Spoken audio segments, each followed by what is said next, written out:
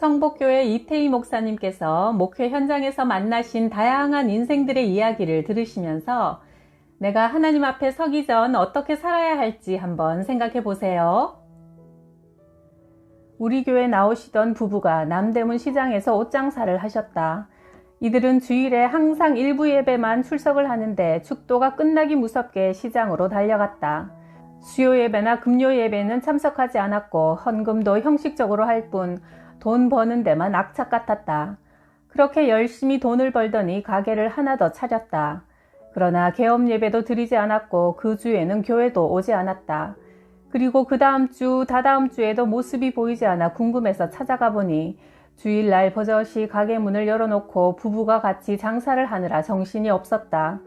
나는 두 분 사이에 서서 주일날 예배는 드리지 않고 이게 뭡니까? 하고 호통을 치니 남편 집사님이 멋쩍은 듯 한번 웃어 제끼더니 이렇게 말했다. 내래 이북에서 넘어올 때 빤스바람으로 넘어왔시오. 남한에 와서도 얼마나 고생을 했는지 자식들만큼은 잘 먹이고 잘 살게 해주고 싶어서 예배를 못 가는 기라요. 집사님, 아무리 악착같이 번다고 잘 사는 게 아닙니다. 하나님께서 하늘문을 열어 축복을 쏟아부어 주셔야 잘 살 수 있는 겁니다. 라고 말하고 씁쓸히 돌아섰다. 그랬더니 그는 다시 한번 멋쩍은 웃음을 터뜨리며 목사님, 사람이 악착 같으면 살계시다. 부지런하면 살계시다. 저 잘 사는 거 보시라요. 대꾸했다. 그런데 그 집사님을 만나고 돌아온 지 사흘 만에 그 가게에서 불이 나 시장 전체가 불바다를 이루는 큰 화재가 발생했다. 화재 소식을 듣고 놀라서 달려가 보니 가게 안에 산더미처럼 쌓여있던 물건은 모두 숯덩이로 변해 있었고 그들은 땅을 치며 통곡하고 있었다. 하나님은 먼저 그의 나라와 의를 구하며 살 때 그 외의 모든 것은 더해주겠다고 약속하셨다. 어떤 집사님은 1년 내내 하루도 가게 문을 닫지 않고 장사하고 주일에도 부부가 서로 교대로 예배에 참석하며 억척스럽게 장사했다. 1년 내내 가게를 하루도 쉬지 않으면 힘들지 않으십니까? 물으니 저는 평생 감기 한 번 걸린 적이 없습니다. 라며 웃었다. 그리고 얼마 후 미국에서 집회를 마치고 돌아오니 그분이 병원에 입원했다는 소식이 들렸다. 달려가 보니 갑자기 혈변이 나왔는데 암이 장 전체에 퍼져서 더 이상 손 쓸 수가 없는 상태라고 했다. 그 집사님의 몸 안에는 이미 6, 7년 전에 과로로 암세포가 생겨 지금까지 소리 없이 자라온 것이다. 나는 집회를 했던 교회에 2번, 3번 다시 갈 때가 많은데 몇 년 전 집회를 갔을 때는 건강하던 장로나 권사들이 암이나 중풍 같은 중병에 걸리거나 사업에 실패한 모습으로 나를 찾아와서 기도 부탁을 하는 예가 많이 있다. 그들의 말은 한결같다. 이렇게 될 줄 알았으면 건강할 때 더 전도하고 봉사하고 하나님께 충성할 것을 하고 후회의 말을 한다. 아직 기회가 있을 때 하나님께 점수를 따기 바란다. 우리가 나라를 위해 큰 공헌을 하면 국가에서 훈장을 준다. 훈장 받은 사람이 설령 살아가다가 죽을 죄를 지었어도 정상을 참작해서 사면되는 일이 있다. 전남에 있는 모 사단의 부흥회를 인도하기 위해 가서 아주 멋있는 장로님 한 분을 만났다. 그분은 60평생을 트럭을 끌고 다니며 남의 집수리를 해오셨는데 조그마한 시장 건물 지어본 것이 가장 큰 공사였다고 한다. 그런데 60이 되던 날, 지난 날을 돌이켜보니 내가 60평생을 살아왔는데 오늘 밤 하나님 앞에 선다면 무엇을 하고 왔다고 대답할 것인가 하는 생각을 하게 되어 마지막으로 사제를 털어 군교회를 조그맣게 짓기로 마음먹고 공사를 시작했단다. 그런데 그 후부터는 이상하리 많지 일거리가 밀려들더니 하나님께서 큰 축복을 해주셔서 마침내 종합건설회사를 세우게 되었고 작년 한 해만 해도 순수익이 40억에 달했다고 한다. 정부와 군부대에서 쏟아져 들어오는 일감이 엄청났고 하나님께서 명예까지도 높여주셔서 요즘은 참모총장, 장관, 국회의원, 시장 같은 부류의 사람들이 주로 섭외를 해와서 그들과 자주 만난다고 한다. 나는 이분의 말씀을 듣는 순간 하나님은 죽이기도 하시고 살리기도 하시며 가난하게도 하시고 부하게도 하시며 낮추기도 하시고 높이기도 하신다. 가난한 자를 먼지더미에서 일으키시며 궁핍한 자를 거름더미에서 드사 귀족들과 함께 앉게 하신다는 사무엘상 2장 6절에서 8절 말씀이 떠올랐다. 우리가 아무리 거짓 신세가 되었다 해도 하나님의 눈에 합당하여 축복하시기만 하면 귀족들과 함께 앉게 하실 것이다. 미국을 순회하면서 집회를 했는데 하루도 쉬지 않고 일주일 내내 강행군을 했더니 코피가 터졌다. 그 소식을 들은 그곳 교회 장로님이 다음날 휴식차 주위 관광을 시켜주겠다고 제안했다. 사흘 동안 장로님은 근사한 승용차를 손수 운전하시며 일체의 경비를 모두 부담하시니 참으로 감사했다. 그분은 실크 제품을 취급하는 가게만 4개를 운영하고 있었는데 그날 내게 관광을 해주기 위해 가게 4곳의 문을 모두 닫았다고 한다.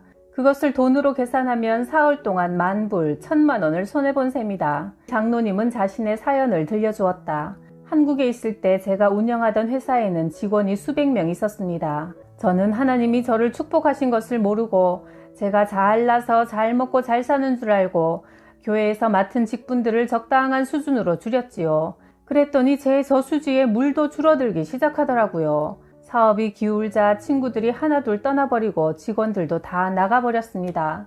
나중엔 바닥까지 쩍쩍 갈라지기 시작해 아내와 자식들과도 함께 살 수 없어 헤어지게 되었습니다. 그래서 혼자 미국으로 건너왔는데 여기 와서야 하나님께서 복을 주셔야만 인생의 저수지에 물이 흘러 넘친다는 사실을 깨닫고 주님 뜻대로 살려고 사명을 감당하려고 몸부림을 쳤더니 갈라붙은 바닥에 다시 물이 차오르기 시작하더라고요.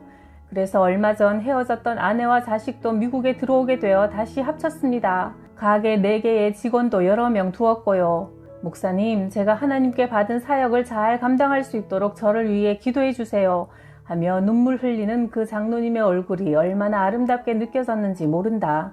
사람이 악착 같다고 다 잘 사는 것이 아니다.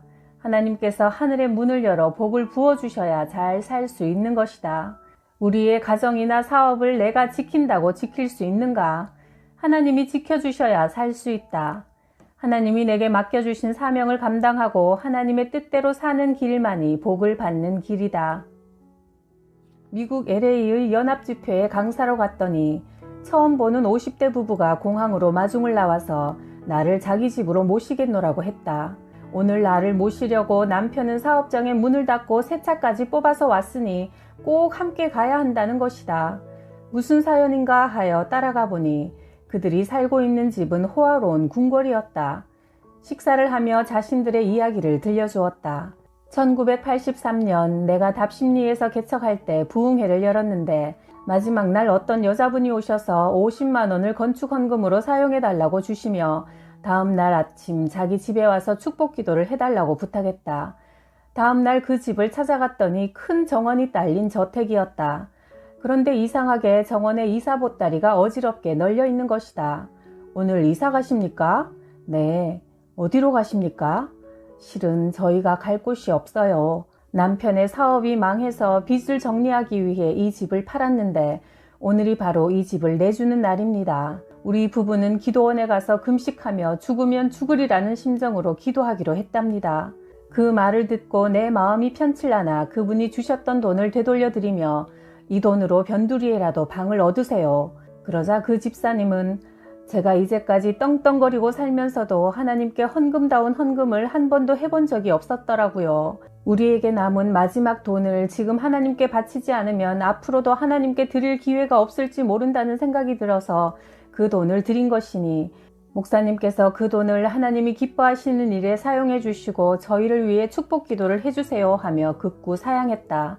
그래서 나는 그 부부와 아이들을 정원 돌 위에 앉혀놓고 이스라엘 백성들을 낮에는 구름 기둥, 밤에는 불 기둥으로 인도하셨던 하나님, 이들이 믿음으로 드리는 예물을 기쁘게 받으시고 정처 없이 떠나는 집사님 가족의 앞길을 선하게 인도해 주십시오. 간절히 기도했다. 두 분은 그 길로 금식기도원에 들어갔다. 남편과 함께 금식기도를 하던 중에 미국에서 사시다가 귀국하여 기도원에 오신 어떤 여집사님과 한방에 묵게 되었다. 그 집사님과 이런저런 대화를 나누다가 지난날 자신의 이야기를 들려드리니 눈물을 흘려가며 듣더란다. 다음날 미국에서 오신 그 집사님이 떠나시며 물었다. 혹시 미국에 들어와 살고 싶은 생각은 없으세요? 지옥만 아니라면 어디든지 가지요. 그러면 제가 초청장을 보내드릴 테니 인적사항을 적어주세요. 그리고 얼마 지나지 않아 정말 초청장이 날아와서 전 가족이 2달 만에 이민을 가게 되었다. 미국에 도착하니 그 집사님이 어느 큰 슈퍼마켓으로 데려가서 말했다. 제가 미국에 유학 와서 이제껏 갖은 고생을 하며 번 돈으로 이 가게를 사게 되었어요. 이제는 돈도 벌 만큼 벌고 해서 팔려고 내놓았는데 덩어리가 너무 크다 보니 선뜻 사려는 사람이 없네요. 제가 집사님이 전재산 50만 원을 하나님께 드리고 죽으면 죽으리라는 믿음을 가진 그 믿음 하나를 보고 가게를 맡기니 잘 운영해서 순수익에서 반반씩을 나눕시다. 그리하여 그 엄청나게 큰 가게를 2년 뒤에는 인수했고 바로 그때 건축원금 50만 원의 주인공이 자신들이라는 것이다.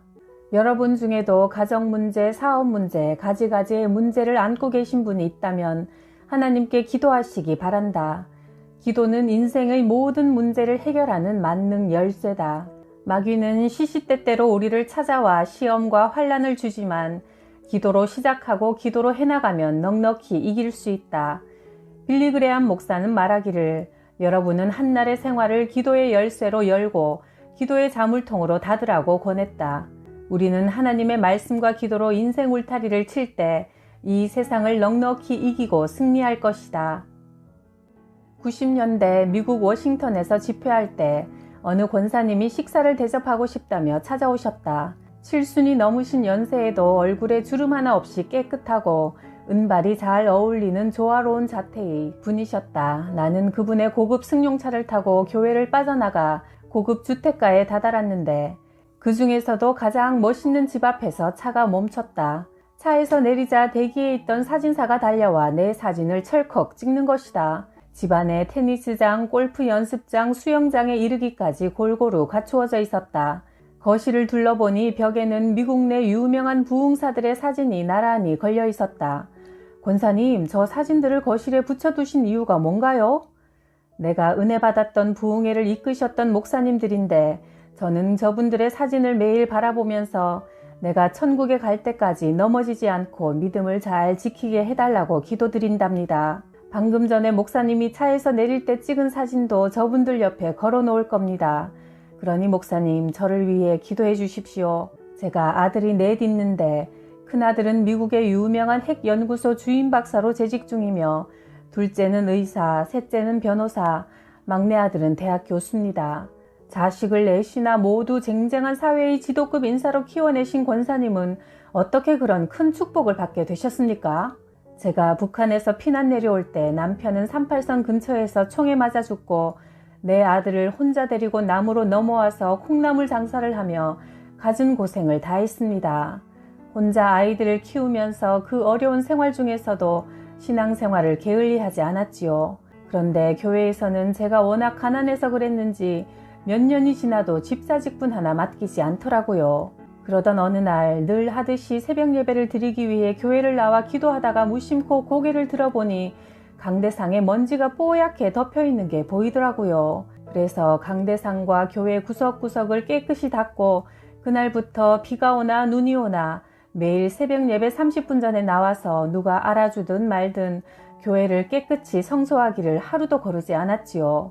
그러자 하나님께서 제 아들들에게 지혜를 주셔서 큰아들이 서울공대를 수석으로 입학해 대학 4년 동안 장학금으로 공부했고 졸업 후에는 미국 MIT 공대에서 모집하는 전액 장학생 시험에 선발되어 박사학위를 받은 뒤 미국의 연구기관에서 최상급 대우를 받으며 살다가 동생들을 모두 미국으로 불러들여 의사, 변호사, 대학 교수로 만들었습니다. 지금은 모두 일하는 곳이 달라서 흩어져 살고 있지만 저는 혼자 주의 종들을 모시는 재미로 감사히 살고 있답니다. 목사님, 미국에서 집회하러 오실 때는 언제든 이곳에 와서 묵으세요. 그 은혜로운 만남 이후 몇 달 뒤 다시 미국에 가게 되었을 때 그 권사님이 뵙고 싶어 전화를 드렸더니 젊은 여자의 목소리가 흘러나왔다. 저희 어머님은 사흘 전에 천국으로 가셨습니다. 나는 전화를 끊고 얼마나 울었는지 모른다.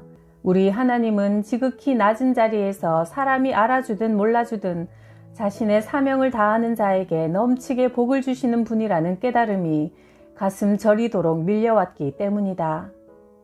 북한에서 순교하신 유모 장로님은 주기철 목사님이 감옥 생활을 하실 때 옥바라지를 하시며 그분의 남은 가족들을 돌봐드렸다고 한다. 유 장로님은 살고 있던 집까지 개조해서 미림교회라는 이름으로 세우시고 끝까지 신앙의 절개를 지키다 순교당하셨지만 그분의 자녀들 8남매는 모두 남한에 넘어와서 성장했다.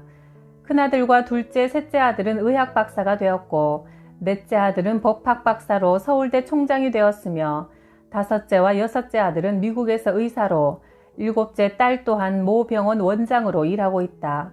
그의 남편은 부총리를 지냈는데 지금은 모 대학 이사장인 장로가 되었으며 막내딸은 박사학위를 받아 뉴욕 생화학연구소에서 연구실장이 되었다. 심는 대로 거둔다는 것은 영적인 세계나 육적인 세계나 만고불변의 진리다. 하나님 보시기에 선한 것을 심어서 자손 대대에 복을 거두시길 바란다. 내가 생명과 사망과 복과 저주를 네 앞에 두었으니 너와 너의 자손이 살기 위해 생명을 택하고 네 하나님 여호와를 사랑하고 그 말씀을 순종하며 또 그에게 복종하라. 신명기 30장 19절 말씀. 내 친구 중에 동물과 사람의 골격 표본을 만들어 초중고등학교에 납품하는 회사를 운영하는 친구가 있다. 한 번은 마침 회사 앞에서 그와 마주쳤다. 어딜 갔다 오는 길이냐? 카지노에서 도박을 하다 돈을 잃어서 본전을 찾으려고 다시 돈을 가지러 들어오는 길이야. 이보게, 도박이라는 것은 불확실한 것을 얻기 위해 확실한 내 것을 거는 것이니 거기 빠지면 아편과도 같아서 발을 뺄 수가 없어. 그러니 지금 잃은 돈이 아깝더라도 조금 잃었을 때 그만두게. 몇 달 후 다시 그 친구를 찾아갔을 때 사무실 안에 수십 명의 사람들이 모여있고 친구는 턱을 받친 채 소주를 마시고 있었다. 그는 수차례에 걸친 내 충고에도 불구하고 도박을 계속하다가 결국 가산을 탕진하고 회사까지 날리게 되어 마지막으로 빚잔치를 하는 중이었다. 우리나라에서 골격 표본을 만드는 회사는 2군데밖에 없고 그 기술은 특허권이 있어 다른 사람이 만들고 싶어도 만들 수가 없다고 한다. 그 사업은 투자한 원가의 수십 배의 돈을 버는 장사였다.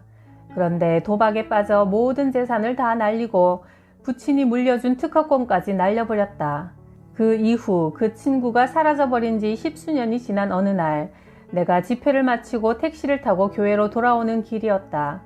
흔히 택시를 타면 그러하듯이 기사님과 세상 돌아가는 이야기를 나누려고 몇 마디를 던졌더니 그 기사 양반은 예, 아니요 라는 짧은 대답으로만 일관하다가 목적지에 도착해서도 고개를 돌린 채 손만 내밀어 돈을 받는 것이다. 내가 이상한 생각이 들어 운전기사 앞쪽으로 돌아가서 얼굴을 살펴보니 25세 사장이 되어 고급 승용차만 몰고 다녔던 바로 그 친구였다. 그는 눈물을 흘리고 있었다.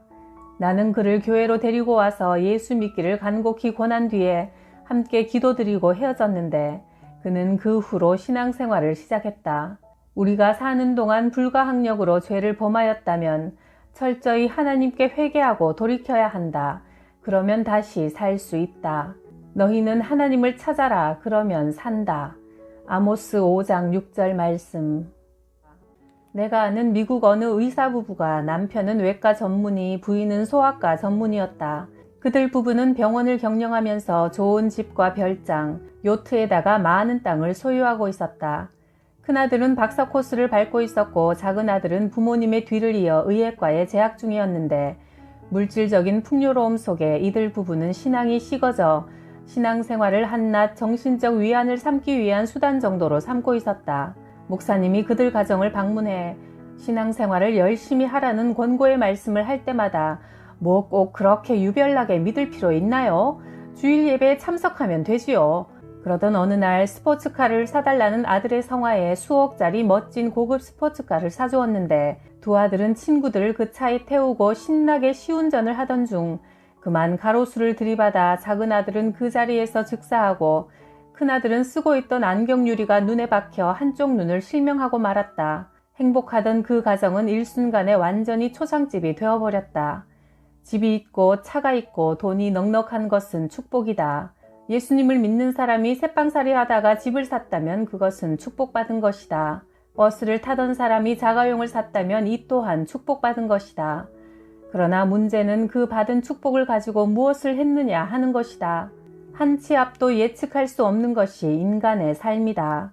지금 건강하고 부유하다면 하나님의 축복임을 인정하고 하나님이 기뻐하시는 일에 그 돈과 시간과 몸을 사용하는 지혜가 있길 바란다. 우리나라의 대표적인 대재벌이었던 모 회장이 마지막 세상을 떠나게 되었을 때 그의 임종을 지켜달라는 부탁을 받고 찾아갔다. 그는 시커먼 얼굴로 보리죽을 하루에 종이컵 한 컵 분량씩만 먹고 있었다. 그의 모습을 보며 저분이 과연 우리나라에서 돈이 가장 많다는 사람인가? 저렇게 인생의 막을 내릴 것을 누구를 위해 그렇게 악착같이 돈을 벌었단 말인가? 하는 생각을 하며 인생의 무상함을 보는 듯해 착잡했다. 그는 결국 한 평의 땅에 묻혔다.